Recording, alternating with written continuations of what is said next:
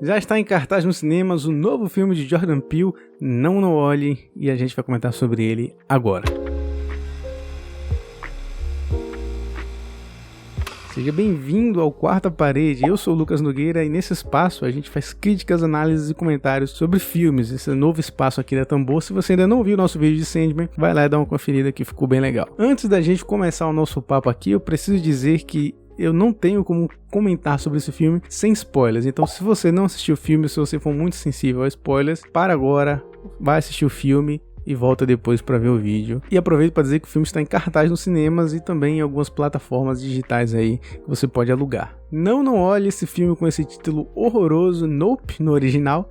É o terceiro filme da ainda curta carreira de Jordan Peele, mas que é tão bom quanto os outros. Aliás, eu não quero chover no molhado, mas eu preciso dizer, já que a gente nunca comentou sobre Jordan Peele aqui no Tambor, que Jordan Peele é um grande comediante, um grande nome da comédia. Você com certeza já viu algum meme dele em GIF, em foto ou em vídeo por aí no Instagram. Rola até hoje, sempre rola. E ele se lançou na carreira como diretor no seu primeiro filme, o Corra, o Get Out. E aliás, eu falei que a carreira dele é curta, mas ele já se alçou como um dos grandes mestres do terror recente, né? Ele dosa muito bem horror e suspense.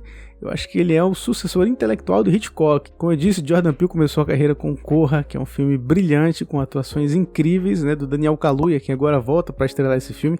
Aliás, ele não está na continuação do Pantera Negra, justamente porque ele se ocupou fazendo o Não Olhe. Ele também dirigiu Nós, que é um filme que muita gente gosta, mas eu já vi muita gente colocando ele como o terceiro filme lá no ranking de Jordan Peele. Eu não posso comentar porque eu não assisti esse filme ainda, então eu não sei o que dizer. Mas tem uma coisa que eu posso dizer sobre Jordan Peele, é que ele é um grande diretor de elenco, né? A gente nota pelos filmes dele, tem atuações muito boas, não só por atores, ele é muito bom em escolher atores. Ele colocou o Daniel Kaluuya em evidência, agora ele também evidencia a Keke Palmer, que eu não sei como é que pronuncia o nome dela.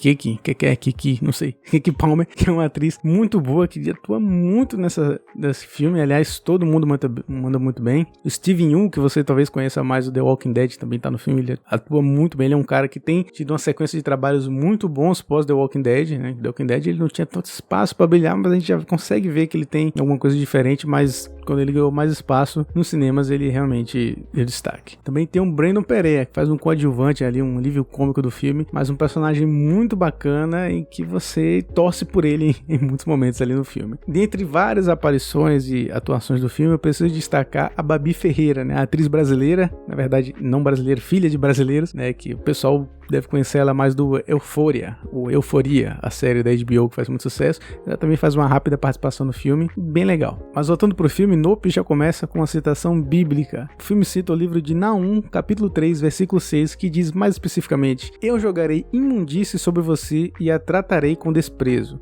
Farei de você um exemplo, e eu volto para comentar sobre isso mais pra frente. O filme conta a história de dois irmãos de uma família de criadores de cavalos, que na verdade são criadores e adestradores de cavalos, que eles usam, né, prestam serviço em filmes e séries e comerciais de TV. E aqui eu já pego o primeiro ponto. O filme pega uma brecha na história, que é uma história real. No vídeo The Horse in Motion, de Edward Muybridge, lá de 1878, considerado por muitos o primeiro filme da história de todos os tempos, mostra nada mais nada menos que um cavalo e seu jockey, um homem preto, sendo filmados enquanto fazem uma caminhada, uma corrida. E sim, essa é uma brecha real. Ninguém sabe até hoje quem era esse homem, pois se perdeu completamente na história. Esse homem preto que guiava o cavalo, mas que provavelmente é o primeiro ator, primeiro dublê, o primeiro adestrador da história do cinema. E assim como tantas outras figuras negras na história do cinema, foram simplesmente apagadas da história. A gente sabe muito bem o porquê. Jordan Peele pega isso como brecha para contar a sua história. Então eles são descendentes daquele cara que nesse mundo do Jordan Peele começou um negócio, né? Então ele e toda a família tem a tradição de adestrar cavalos e justamente usá-los, prestar serviço para filmes, cinemas e séries ao longo da história. Já no começo do filme, eles perdem um pai após um incidente misterioso que acontece no rancho, na roça. Não sei, tem roça nos Estados Unidos? Não sei. Lá, enfim, no lugar onde eles vivem. Eles estão em dificuldades financeiras por conta dessa perda e tem que manter o negócio e meninos não têm muito talento para continuar, apesar de que o O.J., o protagonista interpretado pelo Daniel Kaluuya, ter todo o aprendizado, todo o know-how para fazer, ele não consegue cuidar bem da parte de lidar com os clientes. As coisas mudam quando eles começam a ouvir sons misteriosos no céu, por ali naquela região. Ao investigarem o céu, eles acabam percebendo que aquilo se trata de um OVNI, e aí eles resolvem tentar filmar esse OVNI para poder ganhar dinheiro, fazer sucesso na internet, no TikTok, né? Tirar um dinheirinho. Paralelo a isso, tem um rancho próximo deles, que tem um outro dono, interpretado pelo Steve Yeun, que também notou essa aparição no céu, e ele começou a fazer um show dele, o próprio show dele e da família dele. Todas as sextas-feiras eles reúnem um público e lá eles sacrificam cavalos para que as pessoas assistam o OVNI abduzindo os cavalos, espantando as pessoas com esse show. Então ele só tá querendo fazer dinheiro, tanto quanto o O.J. e a irmã. Acontece que esse cara, interpretado pelo Steve Yeun, ele costumava ser um ator mirim de uma série de TV antiga, que no elenco também tinha um macaco que um dia se descontrola e acaba atacando todo mundo no elenco, causando uma confusão, e o macaco acaba sendo sacrificado. Um grande paralelo, e o paralelo que eu vou fazer é que antes de morrer, o macaco ainda ele dá a mão ao garotinho que tá ali assustado, e o garotinho, na hora que vai tocar a mão dele, o macaco é sacrificado. Esse gesto do toque de mãos faz lembrar justamente o quadro A Criação de Adão, de Michelangelo, onde o toque das mãos, né, o Deus tocando a mão de Adão, na verdade reflete toda a fragilidade de Adão, né, da criatura diante do Criador. E então Adão desperta. Assim como o personagem, o garotinho que virá a se tornar o Steve Yeun um dia, se despertou naquele momento que ele está sempre relembrando no presente, e tem várias lembranças disso, inclusive através de um quadro na sua parede. A grande crítica do filme para mim, aliás, o filme tem várias críticas, várias análises e interpretações que você pode ter, mas a que mais me pegou é justamente a questão do show, a relação de criatura e criador, a nossa relação com os animais, por exemplo, de seres superiores com seres inferiores, e como isso se utiliza disso para se fazer show. Perceba, os seres humanos estão sempre tirando vantagem dos animais, né, tidos como inferiores. Desde o macaco que foi trazido, tirado do seu ambiente para estar ali gravando uma série de TV, até mesmo os próprios cavalos do O.J. que estão ali, vivem ali no rancho, mas eles vivem para servir ao O.J. e a diretores de cinema e todos nós que vamos assistir, né? Tem claramente essa crítica de usarmos o nosso meio e essa busca incessante por tudo ser, na verdade, uma ferramenta de sucesso pra gente, ainda mais hoje em dia. Os grandes predadores, e colocando os homens como predadores, não naturais, mas predadores do reino animal, né, por conter armas e, enfim, todas essas coisas com que os homens fazem para caçar todos os tipos de animais, é natural os predadores terem alguns comportamentos, como o comportamento de observar. O leão, quando ele vai atacar uma presa, ele fica ali observando, estudando o ambiente, o meio em que ele tá. A gente vê até um próprio gato fazer isso. Quando um gato vai atacar, sei lá, um rato, uma lagartixa, ele faz toda a análise antes de atacar, assim como os humanos. Obviamente os humanos, nos homens, não chegam atacando o leão de frente, assim, eles esperam o momento exato para pegar, o momento exato para pescar o peixe, o momento exato para fazer o ataque. Da mesma forma são os alienígenas. Os alienígenas estão ali parados, passando um tempo antes de começar a atacar e dar toda a treta do clímax do filme. Os alienígenas ficam observando, entendendo como são as coisas. E por que não olhe? Porque eles se incomodam, justamente por isso. Se um animal percebe que está sendo observado, a tendência é reagir. Se um homem vai lá caçar um leão e o leão se dá conta de que está sendo observado, ele vai atacar o homem. É um instinto. Bem como um homem, se perceber que tem um leão na espreita olhando ele e tiver alguma ferramenta, alguma arma do lado, ele vai correr ou vai tentar acertar o animal de alguma forma. O mesmo vale para o alienígena.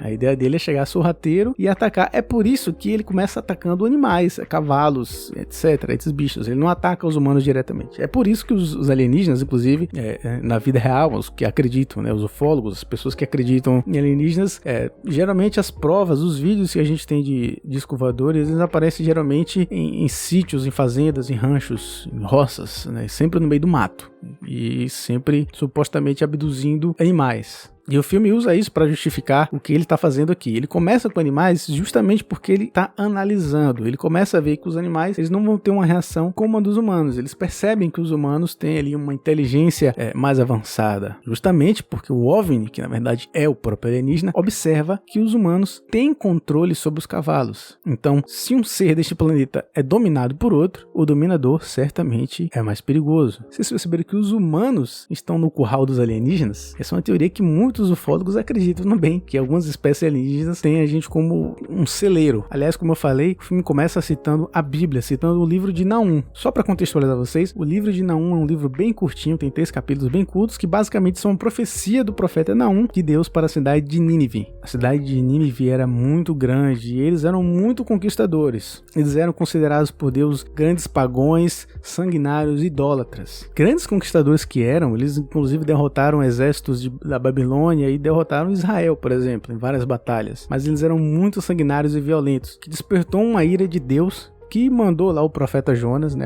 aquele mesmo do peixe grande, que foi lá falar que Deus estava em ira com eles, e aí eles se arrependeram e pediram perdão a Deus, e Deus resolveu perdoar. Isso causou toda uma treta com Jonas, que ficou indignado, ficou irritado por Deus ter perdoado, mas eles voltaram a pecar e voltaram a ser muito agressivos e violentos. E aí, a partir daí é quando Deus envia o profeta Naum para profetizar e avisar que dessa vez não tem jeito, eles estão condenados. Todos os outros povos se uniram contra Nínive e cercaram a cidade para tentar derrotá-los. E a ira de Deus provocou primeiro a fome, porque eles não tinham como sair da cidade para buscar outras coisas. Houveram muitas enchentes que acabaram dificultando, estragando as plantações, terremotos, enfim, várias outras questões ali ambientais que acabaram inclusive dando brecha para que os adversários que cercavam a cidade pudessem entrar. E aí aconteceu a destruição e o fim da cidade de Nínive, que foi toda destruída pelos adversários, que mataram todo mundo, não deixaram nenhuma alma viva, nem mesmo crianças e idosos. Todo mundo morreu naquela cidade. Agora, por que eu contei toda essa história e por que o Jordan Peele usa um trecho da profecia que Deus deu a Naum para passar ao povo de Nínive? Perceba, o povo de Nínive poderia ser livre para fugir, sair e buscar outro lugar, abrigo, sair daquela região, mas eles estavam presos, tal quais os cavalos que ficam ali dentro do cerco e tal qual o macaco que foi retirado do seu ambiente e colocado dentro de uma caixa, literalmente a caixa da televisão. E todo o mal que a gente faz, e aqui eu coloco a discussão, o mal que os homens fazem aos animais, mas também a busca incessante pelo sucesso e pela fama, essa coisa do show, essa coisa essa sociedade do espetáculo, essa sociedade do show. E obviamente o uso de animais tirados dos seus ambientes para esse fim também. Seria então o alienígena e seus ataques a vingança, o desprezo, a ira, a imundície e o exemplo? Eles são um exemplo, porque a certa altura, após capturar todo mundo lá no rancho e comer todo mundo, né, fazer, comer todo mundo ali que ele tá fazendo, que é o momento em que fica claro, quando a gente vê as pessoas presas lá na nave, que na verdade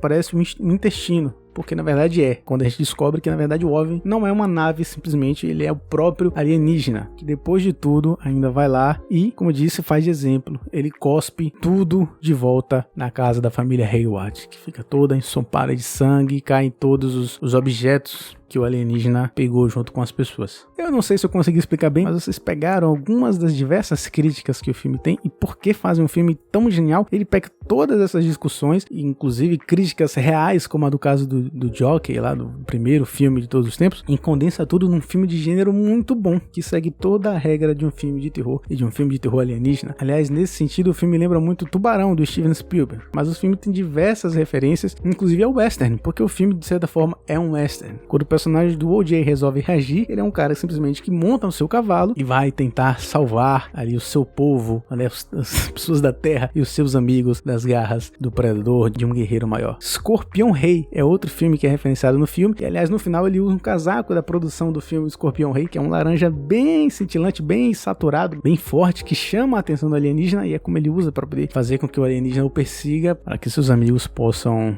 fugir das garras do inimigo. No final, ele é o grande Escorpião Rei, o guerreiro ali para ajudar todo mundo, e a forma como ele para no final do filme, montado no seu cavalo, com aquele casaco, e a trilha sonora brilha. Aliás, a trilha sonora é um ponto muito bom do filme, sabendo ser um tema de terror, tema de suspense na hora certa e o western no momento certo. O final do filme termina com um clima bem diferente, um clima mais animado, mesmo após toda a tragédia e tudo que aconteceu, e a trilha sonora ajuda a deixar isso bem mais claro.